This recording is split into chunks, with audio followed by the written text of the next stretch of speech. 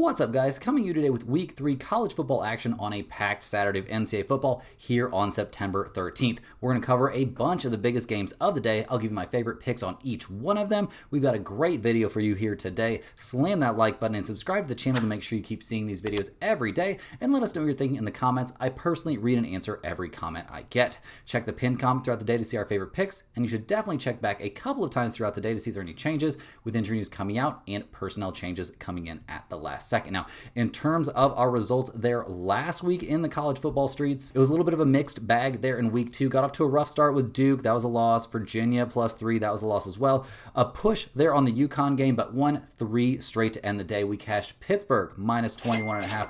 A very solid day from them.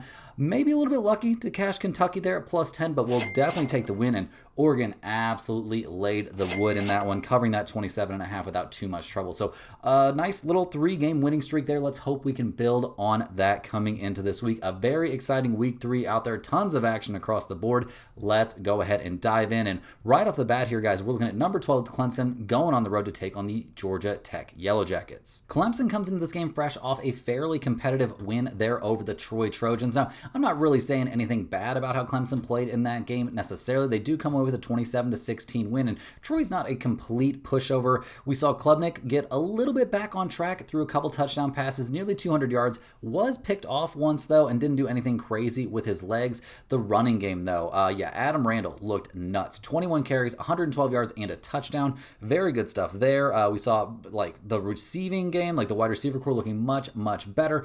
We did see a fumble there from Randall, so that's something he's going to need to clean up here against, I would say, probably a better opponent, I suppose, in the Georgia Tech Yellow Jackets, but we'll see what he can do defensively. Clemson definitely taking strides in the right direction. 3 turnovers there, 3 interceptions generated by the secondary. Very good stuff there. Didn't create any fumbles necessarily, but generating 3 turnovers in a football game is very solid work. They held the running game, maybe not completely in check, but they did at least slow it down a bit. So overall, we like what we saw from the Clemson Tigers. Definitely an improvement, I would say, over their 17-10 loss against LSU in week 1. I mean, that is a very, very good LSU team, but clearly Clemson just did not play up to their the level they're capable of playing. And I don't think we've actually seen anywhere close to the best that Clemson has to offer so far this season. So we'll see if they can get on track here. They're taking on the Georgia Tech Yellow Jackets, who are 2-0 on the year. Their last game was against Gardner-Webb, I believe. Yeah, the Gardner-Webb running Bulldogs. That was not much of a competition. They won 59-12, but in a more important, I would say, more real game there, they took down the Colorado Buffaloes, a nice 27-20 win. Georgia Tech played okay. This is a team that really is just going to run the ball. They're just going to run the ball. That's what they're going to do. Nothing too special is going to happen. They're going to try and just run it down your throat. They had 19 carries for 156 yards there from King, 16 carries for 65 yards from Hayes, and that's the majority of the offense. They did throw the ball 20 times. Congrats. They threw an interception, no touchdown passes there. They did lose the ball, 3 total turnovers in that game against Colorado. Not a great sign there when you're about to take on a very legit defense there in the Clemson Tigers. So that makes me a little bit worried about Georgia Tech in this game.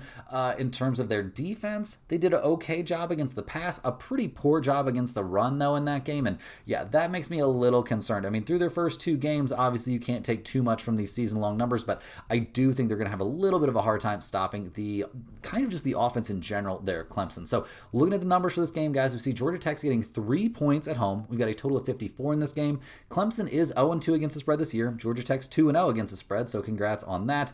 Guys, I'm looking at taking Clemson here at -3. They haven't lived up to their sky-high expectations so far this season, like we were saying, but this is a very talented group. They brought back a ton of experience. I'd be shocked if they weren't able to figure things out and end up eventually competing for an ACC title down the stretch.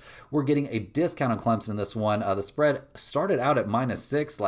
I don't see it, guys. I think Clemson's going to run the ball with just easily run the ball here against Georgia Tech. I think we're going to see the Yellow Jackets really have a rough time on defense. I think they're going to struggle to run the ball against Clemson. Definitely give me the Clemson Tigers here, to cover a field goal easily. Next on the docket, we've got the Central Michigan Chippewas going on the road to take on the Michigan Wolverines. The Chippewas come into this game.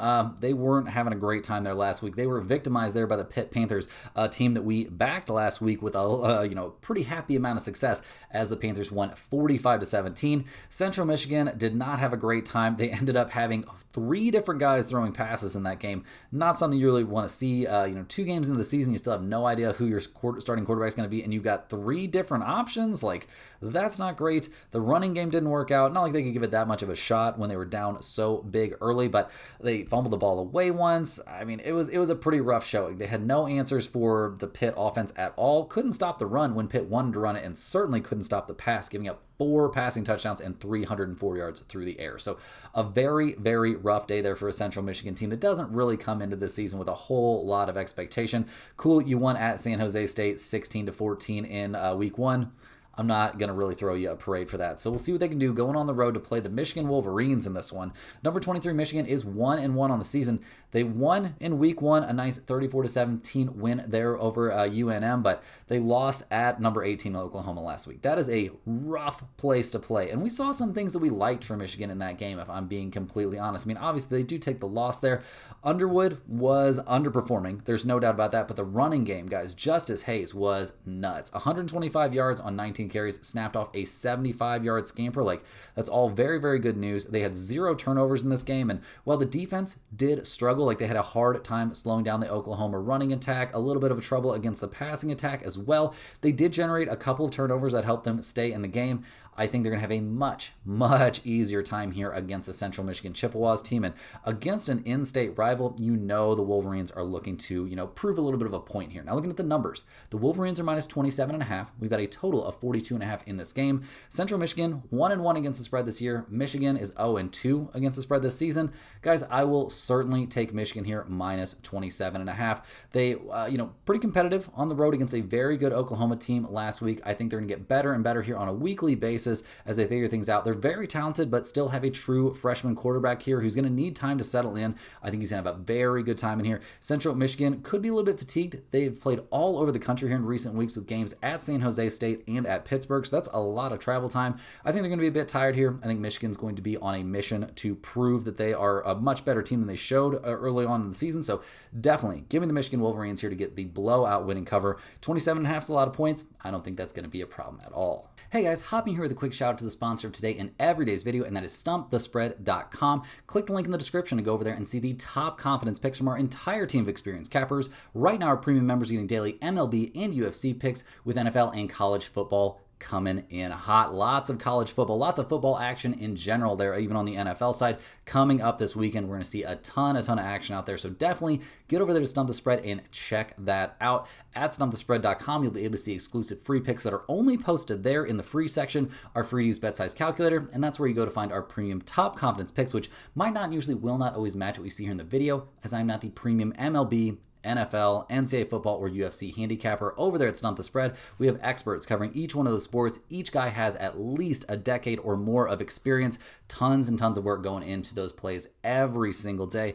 A ton of data points are being taken into consideration on every single play. It's a pretty crazy workload. The work that goes into these is it's a lot, guys. It's a lot. I'm very impressed with what these guys have been able to do over the course of their respective seasons. MLB has been amazing this year. It's been on a very hot run here heading into the weekend, so that's been really, really nice to see. NFL got off to a good start to the season, and NCAA football rounding into form, it's looking like, in week 2.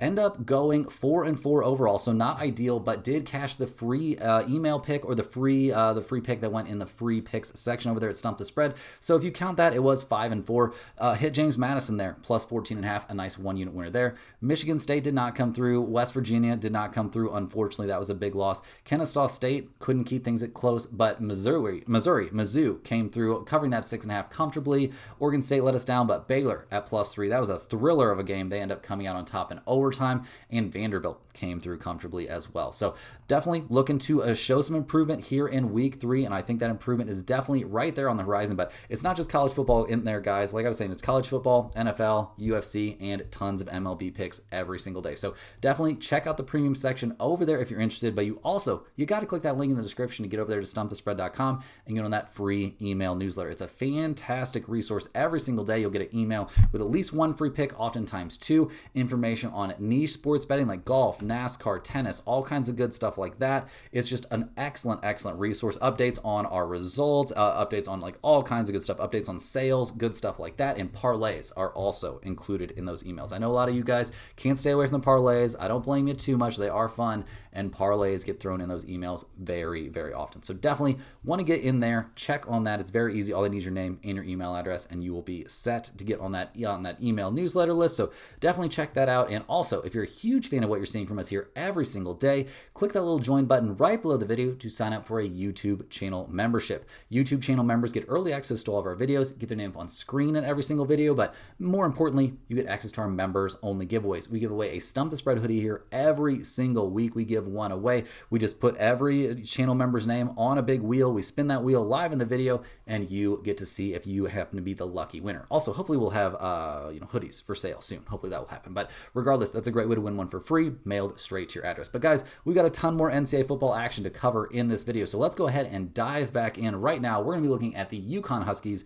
going on the road to take on the Delaware Blue Hens. UConn comes in this game fresh off a kind of disappointing 27-20 loss there at Syracuse in week 2. Obviously a very competitive game there, and it's not like the Huskies came into this season with a ton of hype around them. It did take overtime for them to eventually lose that game. They also got outscored 14-3 in the fourth quarter. That's not a great look. We'll see if they've got a little bounce back in them here. We liked, generally speaking, parts of what we saw from their quarterback. I mean, I'm not going to get too over the moon, but Cam Edwards did have a great job, a great game on the ground. Mel Brown as well, snapping off that 45-yard run. He had a rushing touchdown as well. They did a very good job taking care of the ball. No turnovers in the entire game. So a lot of positives to take from this UConn performance. Now, the negative, and the main negative here, was their inability to stop the pass. That was not good. Gave up 416 passing yards and a couple passing touchdowns. They did generate a couple turnovers, so that was a positive. We'll see if they can run it back and do something similar in this game. And they're going on the road to take on the Delaware Blue Hens. They also lost in week 2, falling 31-7 there at Colorado. Definitely took something of a beating from a Colorado team that was really, determined to show they weren't as bad as they looked there in week 1. Maybe not as bad, but you know what I'm trying to say, guys. They were in there for the get back, and they got the get back. The Blue Hens, the passing attack actually okay, but they only completed half their passes, so some big plays mixed in there. You avoid a couple of those, and all of a sudden it doesn't look so good. The running game didn't get that much action or really look that good. They also turned the ball over a couple times, so really not a banner day. And also the defense, guys, that was not what's up. They gave up 31 points. Could not stop the pass, could not stop the run, giving up multiple 20-plus runs, couldn't contain the quarterbacks either. Like, it was just not a good look. They generated 0 turnovers, 0 turnovers, like a pretty bad day there for the Delaware Blue Hens defense. So looking at the numbers for this game, guys, the Blue Hens are getting 10 points at home. We've got a total of 52.5 in this game. UConn, they're 1-0-1 against the spread this season. Delaware, 0-1-1 against the spread. I'm definitely taking UConn to get the win and cover in this game. They were looking great at different points last week on the road against Syracuse until things fell apart there late and they lose in overtime. I still think UConn is in a good spot to build off the success they had last season. They've got a solid veteran quarterback. That's a big deal. We're very low on Delaware. They looked questionable against an FCS opponent and then got beat soundly on the road by Colorado last week, like we were just talking about. I think this is more of a stepping stone game here from UConn. Definitely give me the Huskies to win this one walking away. I think they win this by probably closer to 21 than 10. Next on the docket, we're looking at SMU, the Mustangs, heading to Missouri State to take on the Bears. The Mustangs are 1-1 on the season. A cupcake game to open the year, and then that insane game against Baylor where the Mustangs eventually lose 48-45 in double overtime.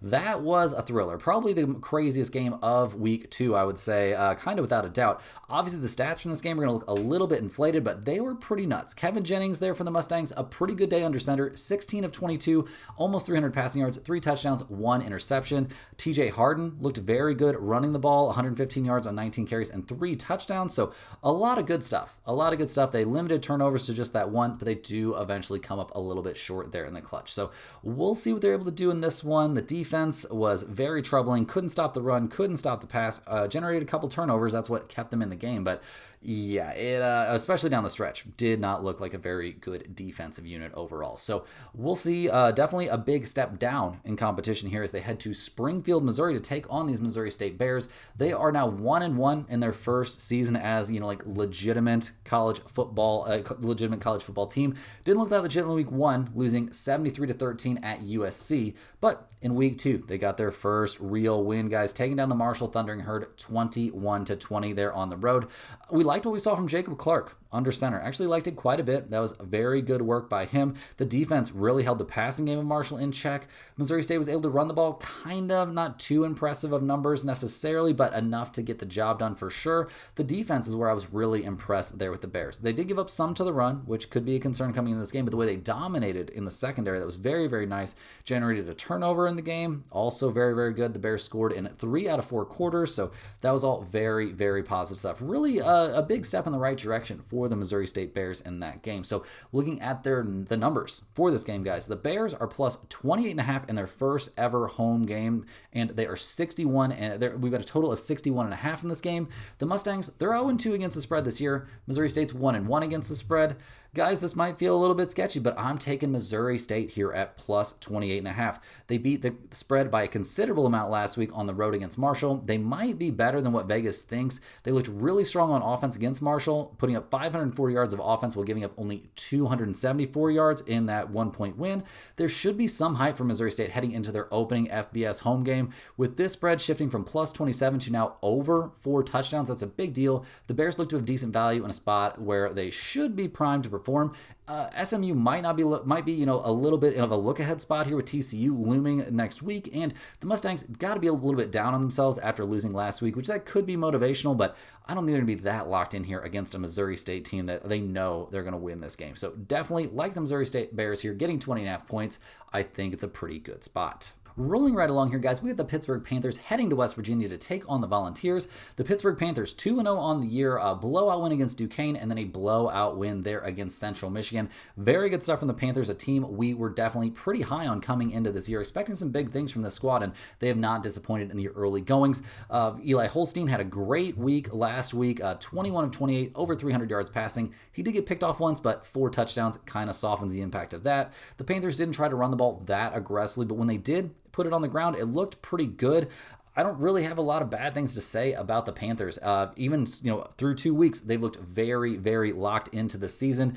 Defensively, they held the passing game in check. They held the running game down, only giving up 17 points in a college football game. Very impressive stuff. They also generated a couple turnovers, or just one turnover. But regardless, very, very good stuff here through the first couple weeks for the Pittsburgh Panthers. So we'll see what they do going on the road. Not the easiest road spot ever, going up against the West Virginia Mountaineers, who are now 1-1 on the year.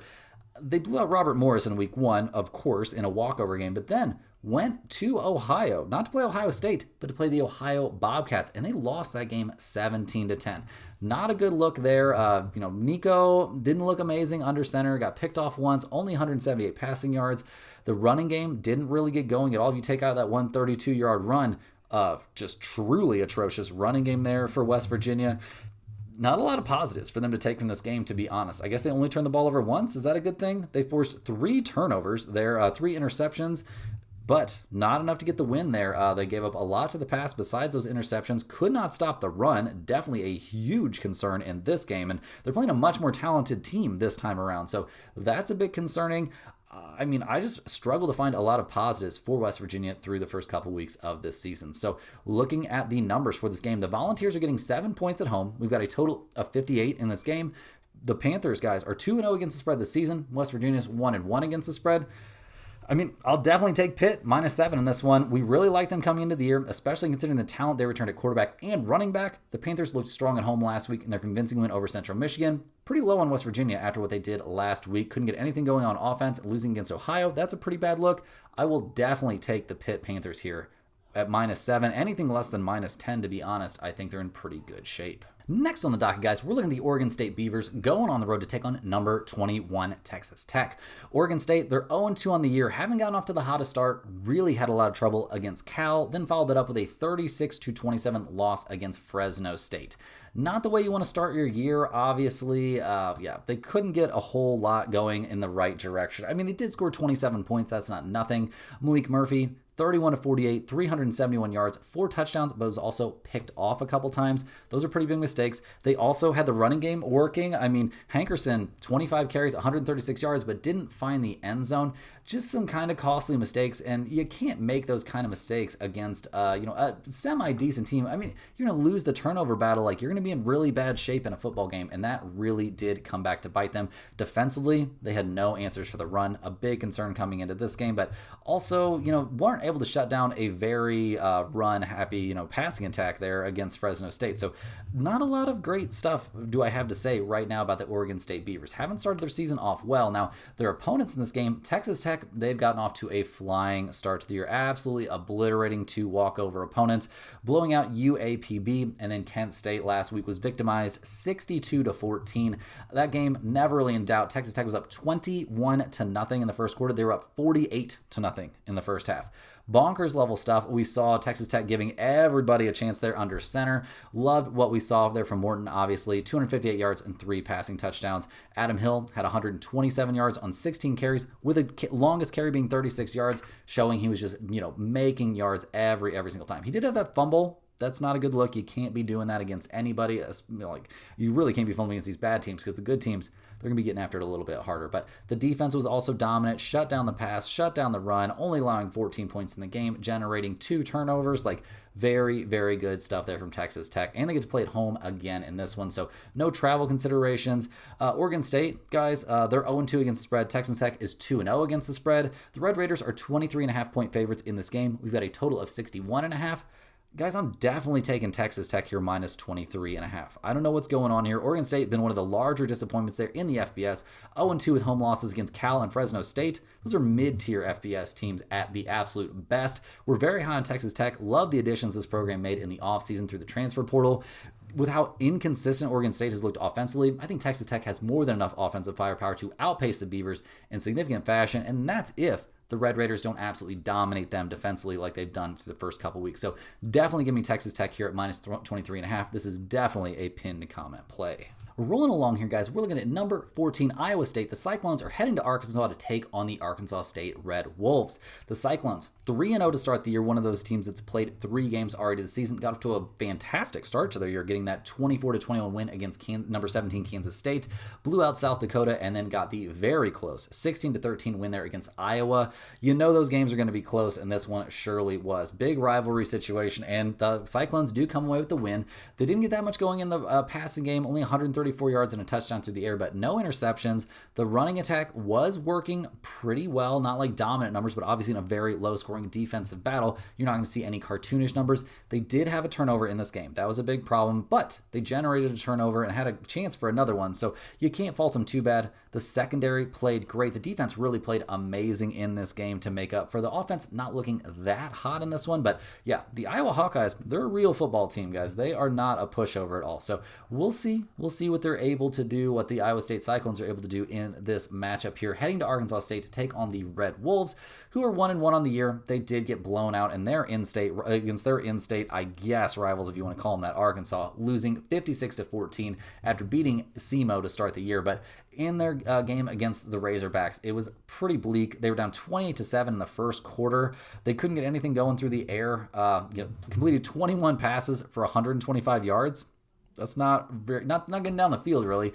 Picked off twice as well. The running game didn't do anything. Just a massive talent gap in this game. You could tell Arkansas State not really ready to run with the big dogs this season. And now they're faced with a pretty tough task here. They get to play at home, but when your defense wasn't able to do anything except for, I guess, 2 interceptions, that's not nothing, but you lost 56-14. You didn't keep it very competitive. So looking at the numbers for this game, Arkansas State, they're getting 3 touchdowns at home. We've got a total of 55.5 in this game. Iowa State, they're 2-0-1 against the spread in this early season, so very good numbers there. The Red Wolves are 1-1 against the spread, but guys, I'm definitely taking Iowa State here minus 21. They completely crushed Arkansas State last season, 52-7. These teams aren't all that different from what they were in that matchup. The main difference in this one is Iowa State's going on the road.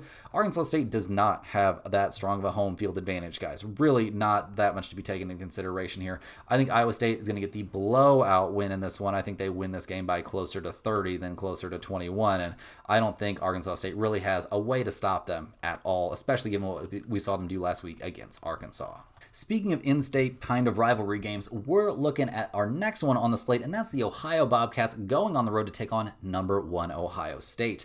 The Ohio Bobcats are 1-1 on the year, took a tough 34-31 loss against Rutgers to open their year, but then followed it up with a nice 17-10 win there against West Virginia. Now, the Mountaineers are not a team we're particularly high on, but Ohio played well in that game.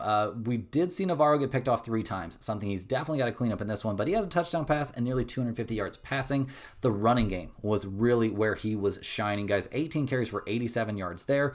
We saw just very good work, very good run blocking in that game from Ohio, and that's what eventually ended up getting them the win. They were also able to generate 1 turnover of their own and only give up 10 points. Now, that's not going to be what they're able to do in this game. Certainly not, but I have been impressed what I saw from Ohio through their first 2 games of the season. So we'll see if they're up for giving Ohio State an actual game. The Buckeyes did get tested there in week 1. Going up against Texas, the number 1 team in the nation. They won that one 14-7, but it was a pretty sloppy game. Didn't love what we saw from Texas in that one. So yeah, not exactly ideal. The Buckeyes followed that up with a 70-0 blowout win there against Grambling. So well played there, but Grambling, barely a real football team. You guys shut out 70-0. Those numbers, you really can't even take too much from them there for Ohio State. More like I want to look at the numbers they had against Texas, but also that's a pretty big discrepancy, Ohio against Texas. So we'll see what they're able to do in this one. The running game is going to be key here for Ohio State. They definitely want to be moving the ball on the ground, but the passing game can be big as well. So we'll see. The odds makers are very high on Ohio State in this one. They're 31-point favorites. We've got a total of 51.5 in this game. Ohio's actually 2-0 against the spread this year. Now, so is Ohio State. Both teams 2-0 against the spread, but I'm going to lean a bit towards the underdog here. I like Ohio getting 31.5 points. Ohio getting a lot of respect here with this spread, already shrinking down from plus 33.5. Ohio has looked a lot better than what we were expecting from them coming into this year, and it looks like this roster reloaded itself well in the offseason. It also helps that Ohio has one of the better returning starting quarterbacks in the group of 5 with veteran dual threat QB Parker Navarro, who we were talking about. And Ohio, they've crushed the spread in their opening competitive results against Power 4 opponents, Rutgers and West Virginia. This is certainly a huge step up in competition, but I think the Bobcats have earned enough of our trust. I think they can keep this one within 30. I don't think that's too big of a stretch. Rolling right along here, guys, we're looking at the East Carolina Pirates going on the road to take on Coastal Carolina. East Carolina, they're 1-1 on the year. They got off to a not honestly terrible start there. They did lose to NC State, but kept it very competitive, losing 24-17. Then they played Campbell, and the Fighting Camels didn't do that much fighting, guys. East Carolina won that game 56-3. So yeah, pretty dominant stuff against a team, maybe not their level, obviously, but closer to their level. Very good stuff there from Hauser. He was great. 25-35, 314 passing yards, a couple passing touchdowns. Nothing to complain about there. The running game wasn't the big focus, but when they did run the ball, they were very, very successful doing that. Obviously, the defense had a dominant day. Really, very, very good stuff. I was more impressed by their showing against NC State, if I'm being honest, than I was in their showing against, obviously a walkover opponent. We loved what we saw from Hauser in game 1 of their season as well. Looked great out there against a very talented, very solid NC State team. And yeah, really like what we've seen from East Carolina. Their defense has also played well, so a lot of positives there. Now, they're going on the road, kind of, to take on Coastal Carolina. They're 1-1 on the year. They got obliterated there by UVA in week 1 and then won 13-0 against Charleston Southern. Not necessarily an amazing game. Obviously, only scored 13 points. The passing game looked terrible. 3 interceptions there from MJ Morris. Couldn't figure out where he was throwing the ball. The running game did look good, so congrats on that. But you were going up against Charleston Southern. They passed for 55 yards in the game and an interception. Not a real opponent, and you only won 13-0. That was not exactly a great look. Didn't give me tons of confidence in this Coastal Carolina team. So looking at the numbers here, guys, Coastal Carolina's getting 7.5 at home. We've got a total of 56.5 in this game. ECU's 2-0 against the spread this year. Coastal Carolina's 0-2 against the spread this season, and we're definitely taking the Pirates here. Give me East Carolina minus 7.5. We like this a lot better with ECU giving 7, which is where it opened, but all of a sudden East Carolina's opening competitive loss at NC State looking real solid now after the Wolfpack played great last week in their win over Virginia. East Carolina also looked great against FCS Campbell last week, blowing them out. We've been lower than most on Coastal Carolina this season, and yeah, they've looked awful. They're opening 7-48 loss at Virginia, and didn't look that much better against Charleston Southern, so I will definitely be taking East Carolina here, minus 7.5. I think they get a blowout win in this one. Next up, guys, we're looking at the Eastern Michigan Eagles going on the road to take on the Kentucky Wildcats. Eastern Michigan is 0-2 on the year. They lost 52-27 against Texas State in week 1. Then they followed it up with a loss against the Long Island Sharks, losing 28-23. The Eagles not flying too high this year. Noah Kim did have a good game last week. 2 touchdown passes, no interceptions, 189 yards through the air. Also did some work on the ground, but other than that, not a ton of positives to report. Like the running game would have been non-existent if it wasn't for that 140-yard run there from Dante McMillan. The defense gave up 28 points against Long Island, and I mean, they could not stop the run against the Long Island Sharks. Seems like it's going to be a bit of a big ask to ask them to even slow down the Kentucky Wildcats. So far this year, I have not liked anything I've seen from Eastern Michigan. The Wildcats, on the other hand, did get us the cover last week against number 20 Ole Miss, losing that game 30-23. They beat Toledo in week 1. So yeah, they're not looking like a disaster so far. This is slated to be a walkover game for them. We liked the passing game was okay, but that's not the main focus here of Kentucky. The Wildcats want to run the ball, and they were able to run the ball with a lot of success there against Ole Miss, totaling 172 yards on the ground and a couple rushing touchdowns. They did not turn the ball over in that game. They created, just those 2 interceptions. They also struggled against the run a little bit, but that's not going to be a problem here in this game against Eastern Michigan. Stopping Ole Miss on offense is a lot different than trying to stop the Eastern Michigan Eagles. So I liked a lot of what I've seen from Kentucky this year, and looking at the numbers, they're 23.5-point favorites. We've got a total of 45.5 in this game. Eastern Michigan's 0-2 against the spread so far this year. Kentucky's 1-1 against the spread. I'll definitely be taking the Wildcats here. Another favorite, but I think it's a very good spot. They might have to lean on their backup quarterback in this one, but I don't think that's a deal breaker. I mean, their starter hasn't been that great this year. Kentucky's mainly about their running game anyway, so that's not a problem. And they've got some very solid running back options. Eastern Michigan's defense looked terrible in their opening 27-52 loss at Texas State, and then they lost against FCS Long Island last week, like I was talking about. This is not a good Eastern Michigan team at all. Definitely give me the Wildcats. They're going to win this one absolutely walking away. Next on the docket, guys, we've got the Duke Blue Devils heading to Tulane to take on the Green Wave. Duke won in week 1 against Elon, but then we had a lot of faith in them against Illinois, and they couldn't even stay remotely attached, guys. They lost 45-19, a blowout loss there. Not a good look going up against the Illini. I mean, Mensa wasn't amazing, had an interception, did pass for a couple touchdowns and 334 yards, but the running game couldn't get going. The offense just in general did not look great, and the defense, that was a brutal one, guys. They gave up 3 touchdowns, 300 passing yards almost, couldn't stop the run, couldn't generate any turnovers. Like, they were doing nothing right there on defense. So a pretty brutal day overall for the Duke Blue Devils. They're not looking great here in the early goings, really. I was expecting to be a little bit higher on this team, but yeah, so far, so bad. Like, Duke not looking good. And now they got to figure things out on the road against a pretty legit Tulane Green Wave team that's now 2-0 on the season. They got a 33-31 win last week against the South Alabama Jaguars. Good stuff there, backing up that nice win over Northwestern with another nice win. They did struggle a little bit against the pass, but their own passing game was okay as much as they wanted to use it, which wasn't a ton. This is a team that really wants to focus on the run, and they racked up 241 rushing yards and 3 rushing touchdowns on 45 carries. This team is going to run it at you. And I don't know if Duke's really ready for that, to be honest. Now, the defense is a concern in this game. Certainly a problem. They struggled against the run, struggled against the pass last week, but Duke hasn't looked that sharp on offense. So I'm a little bit worried about that situation coming into this game. Now, looking at the numbers, the odds makers have this down to a pick'em game. We've got a total of 54.5 in this one. Duke's 0-2 against the spread this year. Tulane's 1-1 against the spread.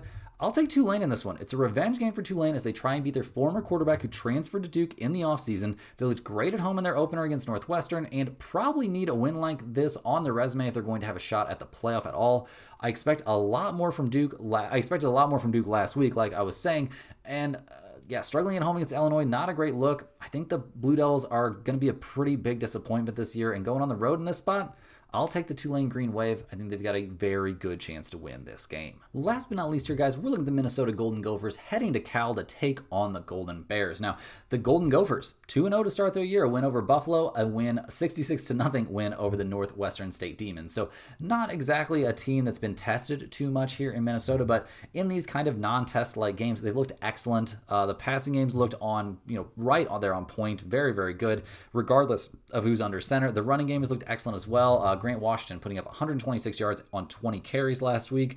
The defense, obviously, a shutout last week. Pretty good stuff. In week 1, a decent win there over Buffalo. They also looked very good in that one. The defense was solid. The running game, once again, very much online.